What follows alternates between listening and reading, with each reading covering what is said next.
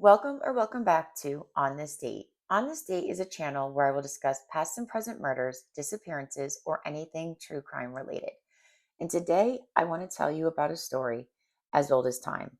A story, another tragedy, actually one of the justice system, which we all know is very flawed.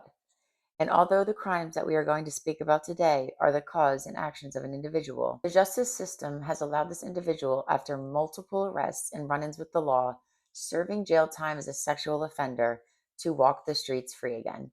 I personally stand on all offenders should be unalived, in my opinion. They cannot reform. And this man, Joseph Edward Duncan III, is the prime example of how a zebra doesn't change its stripes. Joseph is one of the most vile, evil, disgusting human beings, if you even want to call him that I've ever seen. And we cover a lot of true crime. I consume a lot of true crime. And there's just some crimes, and especially crimes dealing with children, that haunt you. And hearing this story, I really wanted to talk about this. I just could not believe. I mean, I guess it's really not out of the realm of possibilities anymore, but I really was shocked. My fiance told me about this case, and I was like, no, I don't think I've ever heard of this. So I started researching, and I was like, oh my God, this man is absolutely disgusting. And so we're going to talk about it. So, who was this man? And how did this man leave families with a lifetime of devastation for his own sick, twisted needs? Joseph Edward Duncan III was born in Fort Bragg, North Carolina on February 25th, 1963. Joseph was born to parents Joseph Edward Duncan Jr. and Lillian Mae Duncan. He had three older sisters and a younger brother. Joseph would grow up in an army household. His father served, and they would move around multiple states and multiple locations.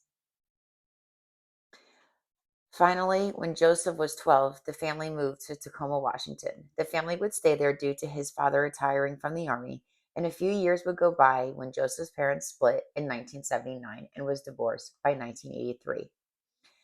Joseph remained with his mother, and his brother went off to live with his father, and his sisters left the household as well. So we have Joseph staying in the house with the mother, brother with the father, and the sisters have left this household at that time. Joseph's father would also go on to remarry, and then Joseph would attend Lakes High School, and he did not graduate. And I mean, at this point, is it so hard to believe that Joseph isn't going to graduate? Because in 1979, Joseph, only at the age of 15, was arrested. And I'll insert his mugshot from when he was 15 years old. 15, already arrested for being a sex offender. But yet, we let him walk the streets. Joseph raped a 9-year-old boy at gunpoint. In the following year, he was arrested for driving a stolen car. He was sentenced as a juvenile and sent to the Jesse Dislin Boys Ranch in Tacoma, Washington. And to me, um, this may be controversial, or some of you may not agree, but at 15, we should have just been done with him. We should have, because what did we think a 15-year-old who is raping a 9-year-old boy at gunpoint is going to turn into? Do we think there's reform? Um, I don't care how many times he moved because of the army, um, or how bad his life may or may not have been. That does not give you the right or the okay just to do this to people. And I feel like at 15, can he really be reformed? I mean, I'm sorry, but this is why we have what we have, because we as a society think it's wrong to have harsher punishments. However, just think of all the victims as we get into the story through this, and think about these victims, and think about if Joseph was taken off the street when he was 15 and poof, gone, then we would not have had these victims. So just keep that in mind when we want to be judgmental, and we want to um, think because he's a child, we shouldn't say these things. He's a monster. Like, At 15 years old, he's doing these things. To me, he's a monster, but you may disagree. Leave it in the comments below what you do think. Moving on. So in 1980, Joseph would be arrested for abducting and raping a 14-year-old boy. Just like I said. So the pattern didn't change. And not only are we a sex offender, we're a rapist. So take even the sex offender part, he was a rapist. And I also believe that we shouldn't be allowing them back out into society because something's wrong with these people. Moving on. In 1980, Joseph would be arrested for abducting and raping a 14-year-old boy, along with stealing guns from a neighbor's house.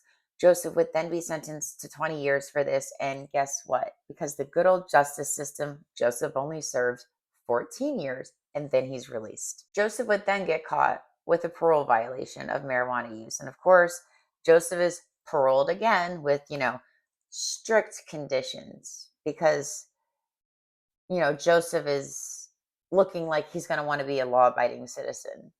Okay. So Joseph's released again out into the public to create more terror and trauma to young people. And then you guess it. That's right. In 1997. Oh, wait. He got paroled in 1996, was it? And then by 1997, we're already, back again in trouble. And he gets arrested for violating his terms of parole. However, he's released again in July 14th, 2000. And that's for good behavior. Yeah. The most vile, disgusting crimes that one can do against somebody in a community, in the world. it- he's released for good behavior. Make it make sense. It's joke. Makes me mad. I'm sorry. I'm trying not to do the off the tangent ones today. I'm trying to be to the point, read off a specific script, and just get this story told. However, are we not mad right now? Like, we just started, and is not anybody else with me with absolute disgust? And we're a quarter of the way in. So let's take a breather. Joseph, after his release, would then move to Fargo, North Dakota. Now he's got me where I can't even talk. Where he would be arrested, and yet again in March of 2005, Joseph would be charged for a July 2004 molestation of two boys at a playground. Why is he still breathing, air? Good old justice system. So, this happens in Detroit Lakes, Minnesota. And April 5th in 2005, after his arrest, apparently this scumbag knows a businessman in Fargo. And this businessman just bails him out with $15,000. Like, he was an acquaintance. They weren't even like friends. So the fact that someone would bail someone out after these crimes, I think speaks a lot about the businessman as well. And hopefully he's not in business any longer. Because why you were helping some disgusting sex offender get out of prison, I don't know. But then Joseph goes on the run. So, I guess the businessman has to eat $15,000 because obviously with bail comes conditions that you need to be at parole, or I'm sorry, conditions with showing up to court hearings. And apparently, we're going to learn here that Joseph doesn't want to do any of that. But, he got out for good behavior. So Joseph gets out of prison, and then he ends up running. And on June 5th, he would not return for a court hearing. The ones that he's scheduled for, because he's on bail, they kind of check in with him as they go in with his court dates, as you would if you actually were incarcerated and going for your court dates and being transported from the jail to the courtroom. Joseph is allowed bail, which means he can come from his home to the courtroom. So he has to make it there himself. And obviously, he doesn't get there. So by June 5th, the federal warrant was issued, and after fleeing, he stops at Walmart and purchases night vision goggles and a video recorder. And also, at this time, goes to another location and obtains shotgun shells and a claw hammer. On April 15th, 2005, Joseph rents a red Jeep Cherokee in St. Paul, Minnesota. However, Joseph does not return the Jeep and it's reported stolen on May 5th, 2005, from the rental company. During this point, while Joseph is on the run and he's not returning this red Jeep Cherokee, he ends up stealing a set of license plates off of another vehicle and then putting them onto his vehicle, all in an attempt not to be detected. So he makes his way through. I see reports where he makes his way through Interstate 90, which is through South Dakota, Wyoming, and then ends up in Idaho. And when Joseph then arrives in the area, he is in Wolf Lodge area. So he makes his way there. He gets out and he starts exploring the area. And now, God, why on this day? Why this place? Why did he stumble across these two kids playing in their yard? But of course, this disgusting piece of shit is out exploring. You know, not that he's on the run, he's just out exploring, the sights. And as he comes to this road off of Interstate 90, he sees a little boy and a little girl dressed in a bikini. And this wouldn't be my words of her dressed in a bikini, because later this is going to be the reason why Joseph really honed in on Chasta, one of the victims. Um, because this scumbag got lucky enough in his brain to stumble across this, and these little kids just outside playing have no idea that this disgusting predator is outside watching them. So after seeing them, Chasta, who is 8 years old, and Dylan, that is 9 years old, Joseph becomes like this sick fascination with these kids. And so from this point, he would start surveilling the house. And this is the home of the Mackenzie and Grown family. And this family, from all accounts, was a beautiful, caring, loving, life of the party, just all around good people. They would help stranded motorists, because they were so close to interstate. So a lot of times people would break down and they would walk to their house and they would help them. And neighbors and friends also said that they threw parties, and also where everyone had a great time, like just a great place to go. Brenda, their mother, was divorced from Steve Grown in 1986, the kid's father. And she also has another child, Jesse, who is 18 at the time. And if for not getting in trouble with the law himself, which, yeah, is unfortunate, but if he had not gotten in trouble and been actually booked into jail, he would have been probably murdered as well. He was 18 and he just was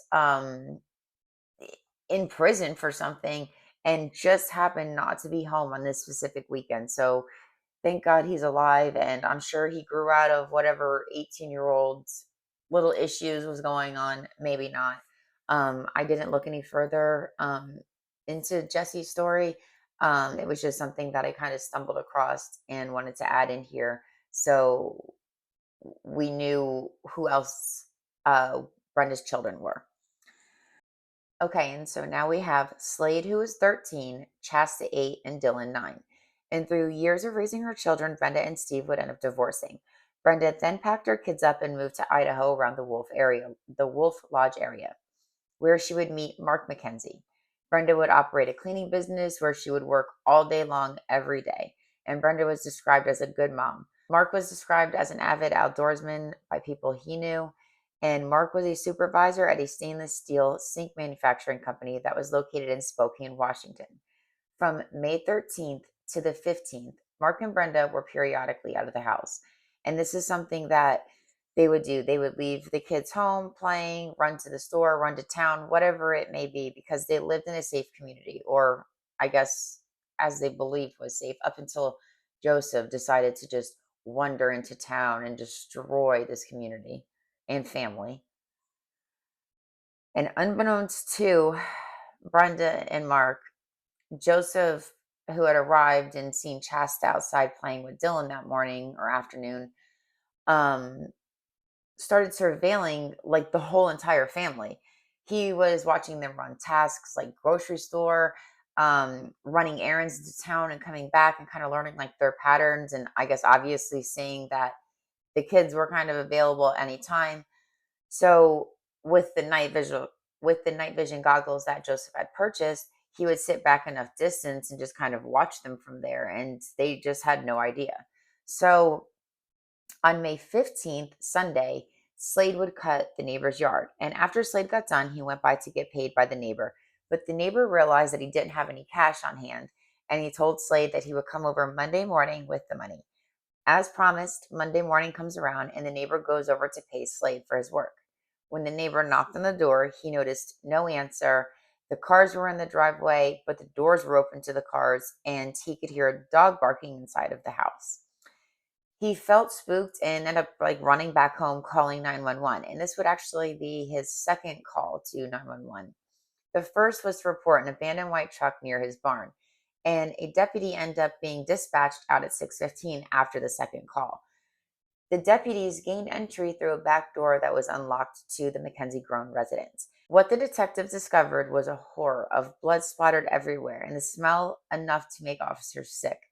They found two victims bound and shot in the head, and as they moved through the house, they found a third victim in the living room in the same conditions. The three victims would be discovered and later identified through forensic to be Brenda, Mark, and Slade. But where were the other two children? Where was Chasta and Dylan? And so deputies closed down the whole entire area. They treated all as a crime scene, and they come back in the morning to recap and start fresh on the 17th of May.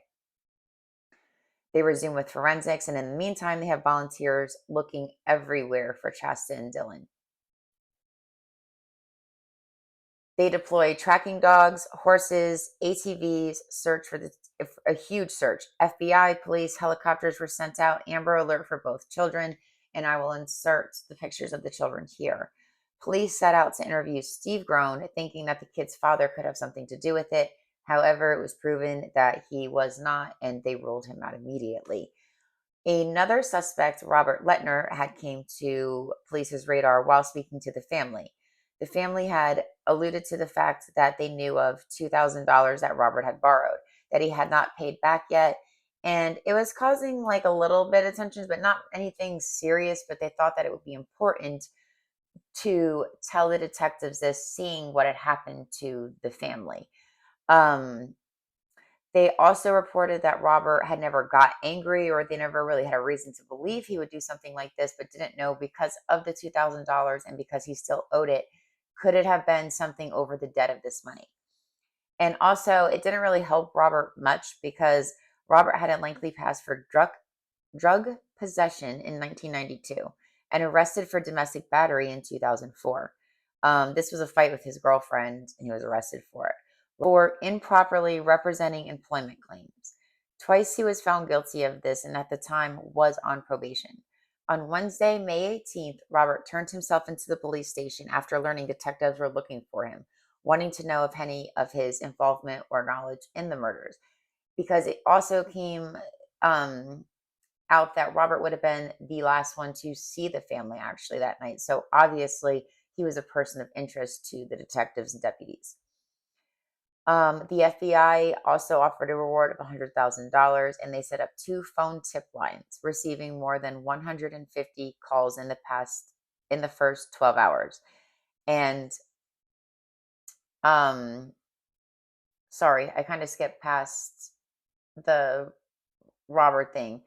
Robert was given a polygraph, and Robert was cleared a person of interest. I kind of like went past that, I guess. Sorry. I'll start over back to there. Okay, so we have the FBI having the reward for the $100,000. Now we have two tip lines, and they're receiving more than 150 calls in the first 12 hours. This is the largest case in Kootenai County's history. And Steve made a plea through the media and asked for the safe return of his young children, Chasta and Dylan, on Thursday, May 19th. The same day as Steve's plea to the media, and trying to get someone to feel some kind of sympathy and empathy and reach out if they knew anything. The sheriff's department and the county coroners released the cause of death. And the cause of death was multiple skull fractures, blunt force trauma, and they believe the instrument used was a claw hammer to inflict the trauma. A toxicology report was released regarding Brenda, and Mark it showed THC and methamphetamine.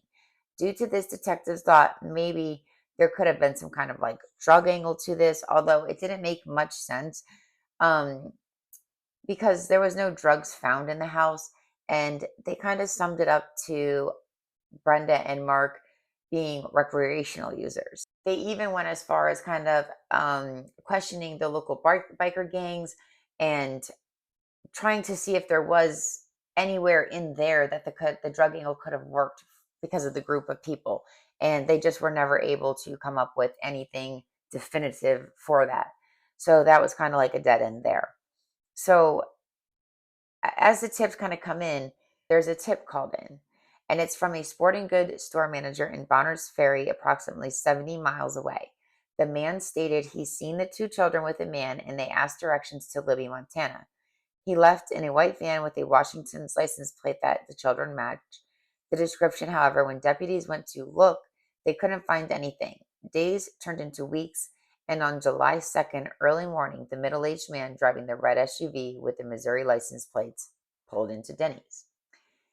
And I will add footage of them pulling in and getting out, and where you can see Chastity and Joseph.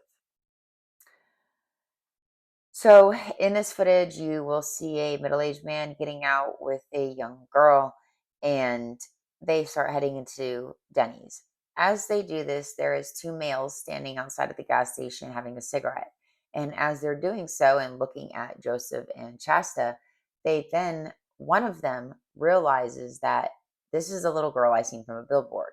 So he starts texting his girlfriend that is inside of, I think it was like a gas station, Denny's type idea. So he's texting his girlfriend trying to get the attention. And already at this time, one of the waitresses had noticed Chasta as well, told her manager, and 911 was already called. So as the police approached at 1:51 a.m., they turned their lights off and they didn't want to act suspicious. However, when Joseph seen them, he tried to leave. He tried to exit with Chasta. And this is where police kind of grabbed Chasta and Joseph and start having questions for them. Chasta states that she wants to go home. And while the police are inside talking to Chasta and Joseph and they're trying to get everybody out, there is police obviously looking in the red Jeep Cherokee to see where's Dylan at, because we only have Chasta and Joseph at this point. So Chasta was brought to a local hospital where she seemed to be okay and would stay for observations. And her father, I mean, okay, I guess, for what she had been through. And she was kept for observation for a few days, and her dad shortly came in that period. And then she was released to his care. And over the course of the following days, Chasta would recount what happened. She would say how they were tortured and abused for multiple days. She then told detectives about a campsite in hopes that they would be able to locate Dylan. And I just want to say, like, what we learned that this little girl goes through, let alone being abducted out of her house, her home, her family, and everything that she knew. Um, and also, we'll get to it, but Joseph tells her that he killed her parents and brothers. So I can't imagine what she's feeling or going through right now. So, yeah. And what we're getting ready to learn was absolutely horrific. I mean, the fact that what we learn, what Joseph did to these children while Dylan was alive and while Chasta was in his care is so disgusting. And the fact that Chasta had to watch her brother's murder, I just, yeah, I don't even know how Chasta can go on and function every day. I don't know how someone recovers or heals from that. It's absolutely heartbreaking, and she is so strong and resilient, and I just, again, sending her very much support and love. And if I can find some things that you guys can send her support, I will link in the description down below, or a special website she has. And she had a petition, which we will get to. I believe it is closed, but we will go ahead and send her love and support if you can, or leave in the comment section down below and let her know how strong she is and how she's absolutely amazing. So, through the torture of these children, Dylan would be burnt. They both would be. Dylan would be burnt with cigarette butts, and then Dylan would be hung in a tree until unconsciousness and then brought back to life. All while Shasta watched all this. Through her accounts, she was able to let the detectives know where the campsite was in Montana, where they did find 1 week later the remains of Dylan, and forensics confirmed that it was Dylan. He was shot and also burned. Poor kid. Just out playing in a yard. Some scumbag piece of shit comes along and snatches you up. I just can't. But, if we would have taken care of it when he was 15, um, Dylan would be alive. Other victims wouldn't be hurt. Chasta wouldn't have to witness these things. Her parents, her brother would still be like, God, we dropped the ball. We dropped the ball when he was 15. We dropped the ball when he was arrested and sentenced to 20 years, and they let him out for 14. He should have went to jail for life for abducting the 9-year-old at gunpoint. But, you know, again, they just let them out to reoffend, and this is where we're at now. Oh, boy. And through these accounts, they would find the red Jeep Cherokee, and they would go through the video camcorder. I'm sorry, guys. It's like so horrific to even sit and think about, like, that this is real life and that this is like what someone actually mentally had to go through, what they physically had to go through. Like, I'm reading this and saying the words, but can't even process what you're saying. Like, how do people do this to other human beings, and let alone the most vulnerable population, children? I don't know. I It makes you absolutely sick. Disgusting. What makes someone have these urges to do this to children? Why?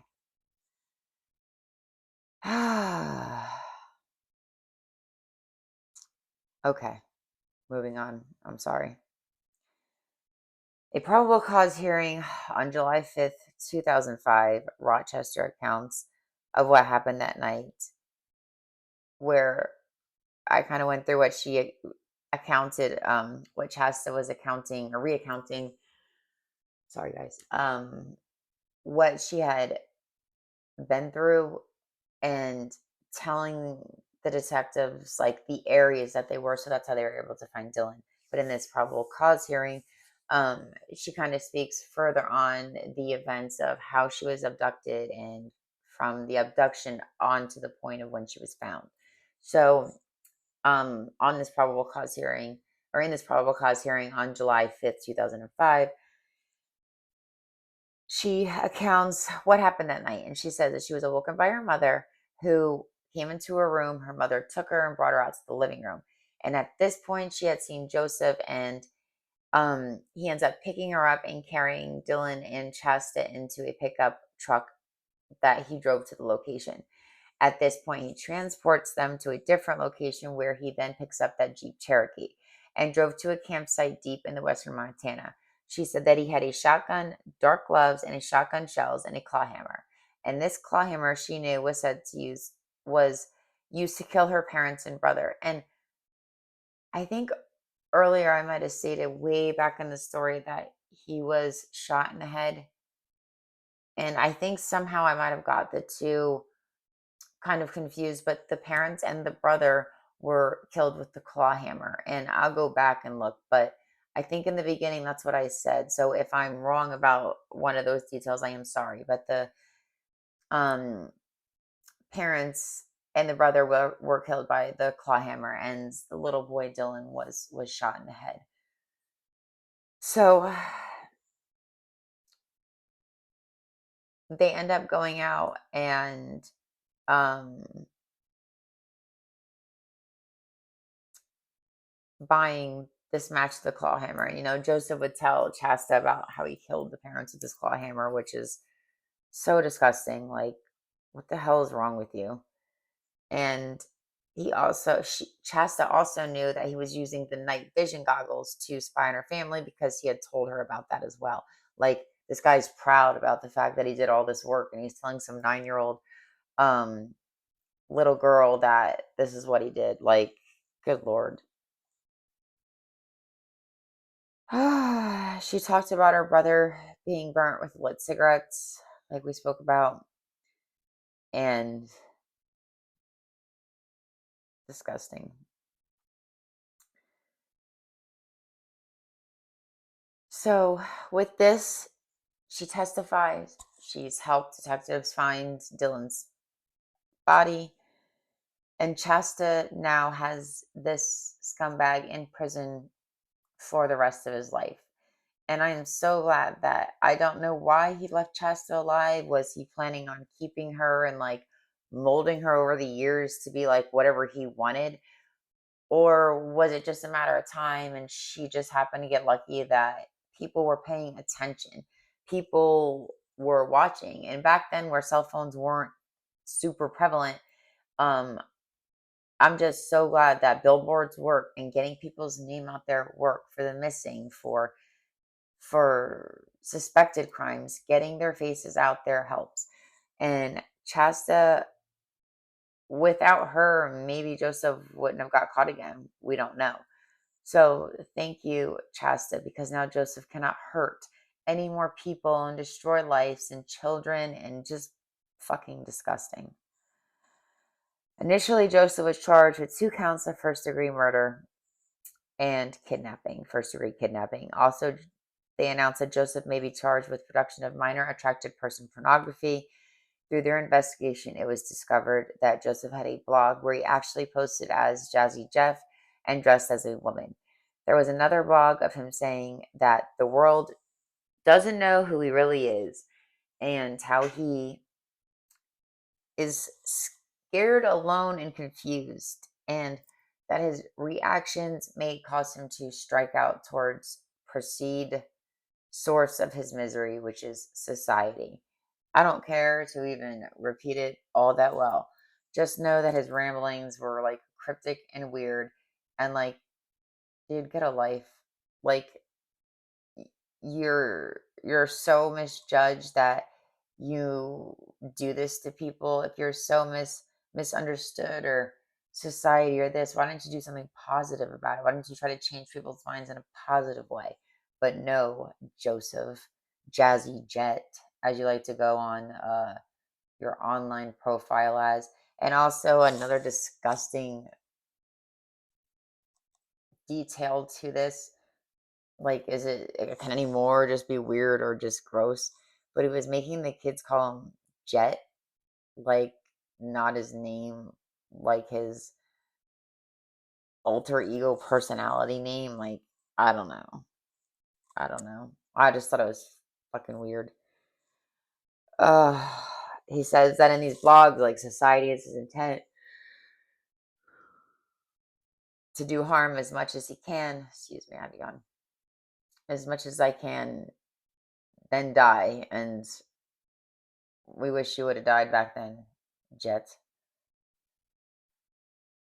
Joseph's trial was set to start January 17th, 2006. However, a judge pushed it back to April 4th, 2006, stating that the defense requested more time to prepare for the trial. And although this worked out because this caused like a deal between Idaho prosecutors, and Joseph pleaded guilty to 3 counts of first degree murder, 3 counts of first degree kidnapping, with the abduction of the children. And part of these plea agreements would mean that he would have to disclose information. So to me, it's good because at least we'll come to find out that we get some clarity on some things. Any mother now can know what happened to her son. And little girls can be laid to rest in peace and have justice because, while Joseph's, out for good behavior, Joseph wasn't just stalking these children. And in between the periods of Joseph getting in trouble, Joseph was also up to no good, more no good. After he spoke about how he came about Chasten Dillon and the bathing suit comment, that's what drew him to her. That's what I stated earlier. When he was disclosing about how he came across them, he said that he was out exploring and he's seen Shasta in the bathing suit in the front yard with her brother, and then I guess decided he was going to have her. I needed to kill the whole family and burn and torture and be vile too, I guess, and rob of any innocence a child could have. Ay, ay, ay. Like, how sick of a world is it that our children cannot even play outside in a bathing suit without some predator forming some sick obsession with them?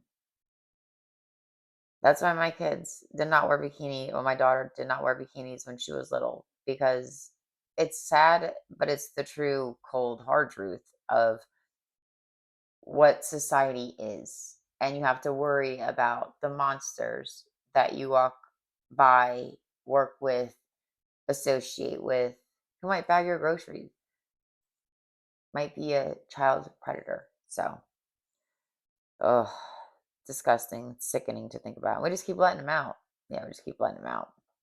Then we waste, not that life is gone, and then we waste more taxpayer dollars putting these people on trial, and the sick cycle just continues because they know they don't get in trouble, and it I don't know. The justice system needs they need a reform.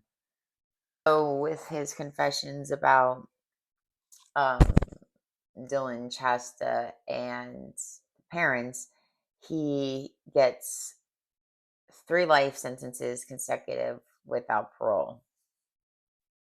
Thank God the federal court decides to step in and give him some more time, and this is why.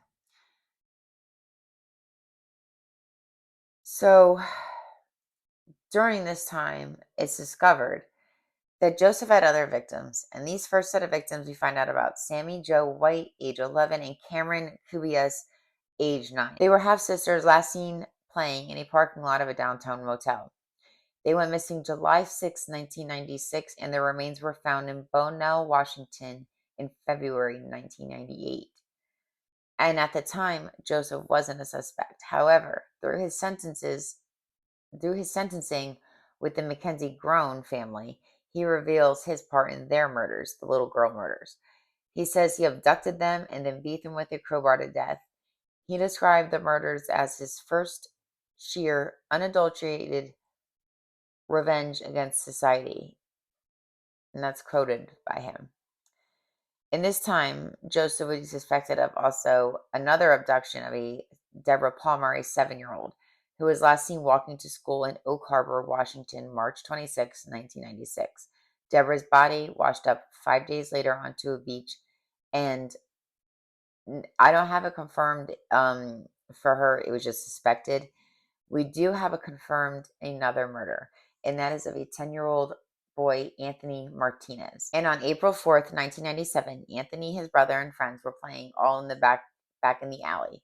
And at this point, Anthony's brother says that a male approached them asking if they wanted to help find his cat. And after getting a weird feeling, the kids all ran away. And Joseph ends up pulling Anthony with a knife back to his white sedan. Anthony's body was found 15 days later and in a shallow grave. DNA of Joseph's thumbprint was found on the duct tape on Anthony's body. Joseph confessed, and they were able to convict him on Anthony's murder. Joseph told them after lowering him and grabbing him at knife point, he transported him 50 miles, taking him to a desert location he admitted to forcing Anthony to strip down and then hitting him in the head with a rock after bounding him. Like, again, this poor little boy playing in the alley, doing what kids do, playing with your friends, your brother. And this piece of shit is just out looking for children or just comes across them. And instead of just going home, we decide to stop and abduct children and then do this. Like they just don't matter. Oh, so infuriating.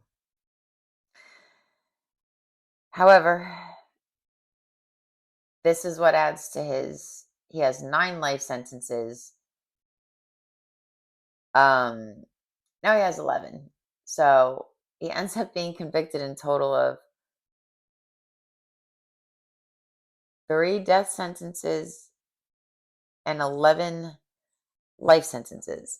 And the judge can, in this case, says that this is the worst in 31 years she has ever seen, and that he is truly evil. And I can't agree more. The jurors were offered counseling because of how bad the actual videos were of what Joseph was recording and then what was submitted into evidence. There was a 30-minute video of Joseph torturing Dylan, sexually forcing him to do things, burning him, screaming, "The devil is here." And when I hear that and like I envision that, and I envision some psycho, which you'll see him and you'll see, I'll insert another picture of him at the end or his mugshot or whatever. Anybody, imagine this disgusting man on top of you screaming, doing these things to you, screaming, "The devil is here." And I mean, I think you have to like dissociate. Like you would have to go to a whole nother world to even be able to like I just it literally haunts my dream. Like, how could you do this to a child? How does a child have to endure this? Disgusting. So fucking disgusting.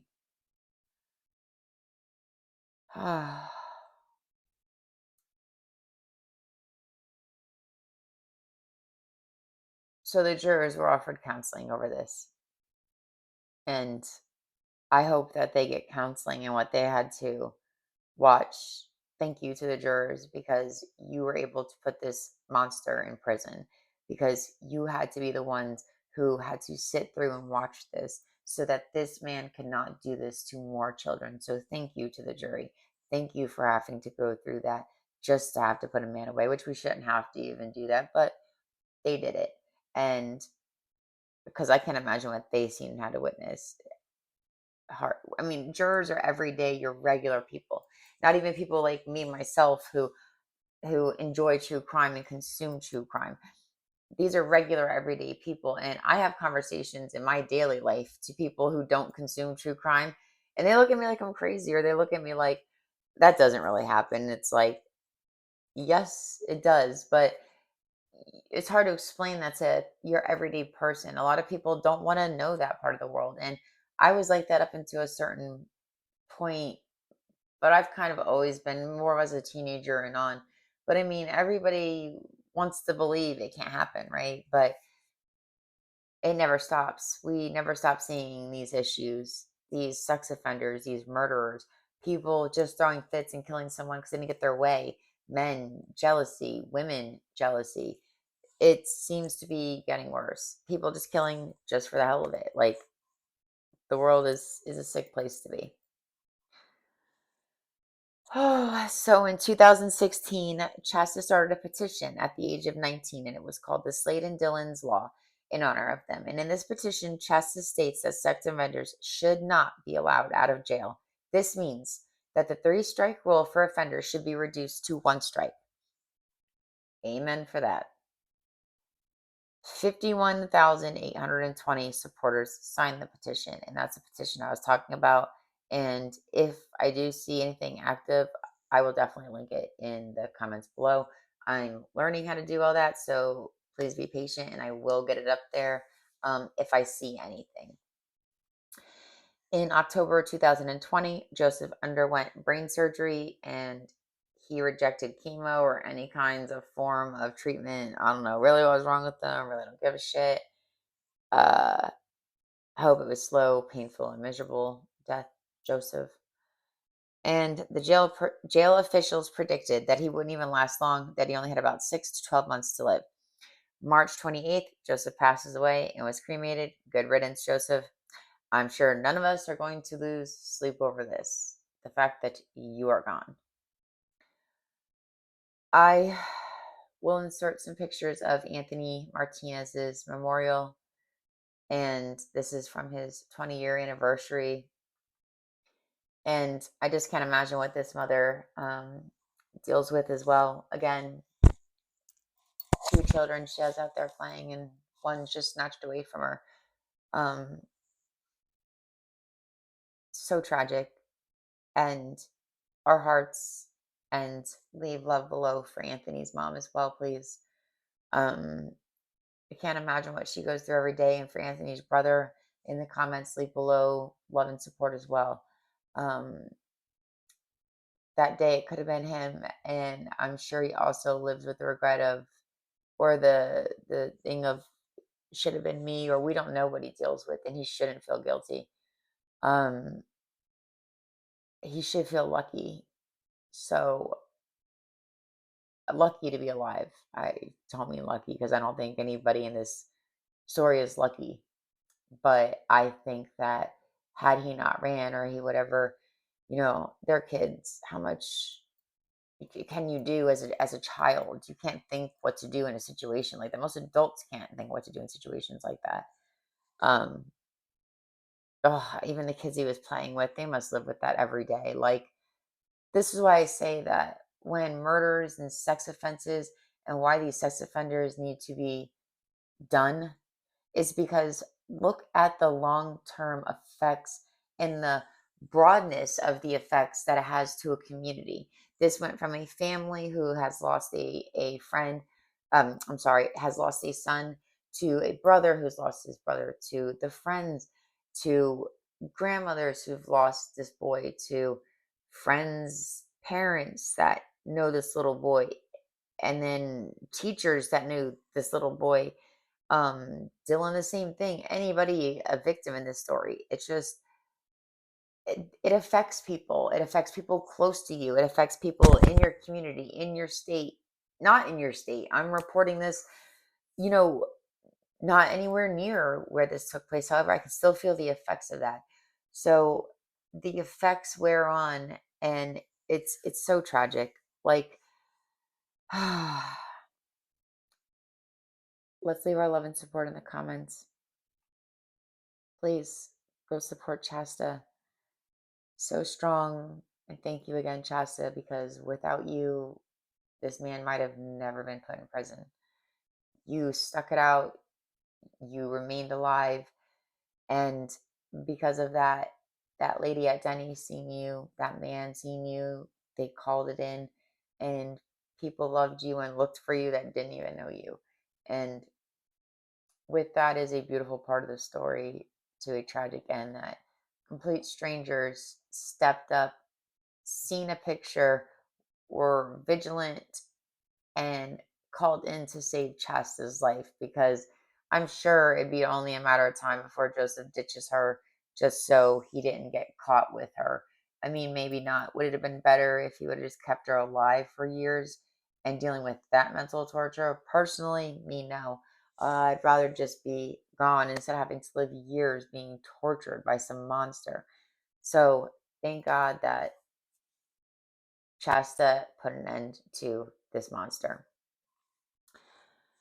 I'm going to take a breath. I got a little off track there just because I got a little mad, but it's okay, guys. I think we should all get mad. I think that if we're not getting mad, what's wrong with us? We should not sit and accept this. We should tell these stories. We should look into ways we can help, ways we can support, comments we can leave just to be uplifting to someone. You never know. If just your nice comment for the day of something Shasta puts up, or any of the victims, Anthony Martinez's mom, you post something on their Facebook in remembrance of the son, maybe your comment sticks out to her that day. Maybe that makes her day go from miserable to her looking forward to her day. So, again, be nice in the comments, and thank you for watching. Like and subscribe. And I also have a second channel, Counting Steps with Courtney, where I document my journey with my prosthetic leg. If you guys would like to come and check me out over there.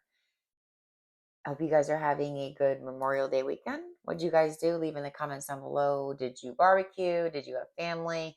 Did you just do friends? Did you just stay in like we did? We have plumbing issues, so that's what we're staying in to do today. All right, guys. Hope you had a good weekend and see you soon.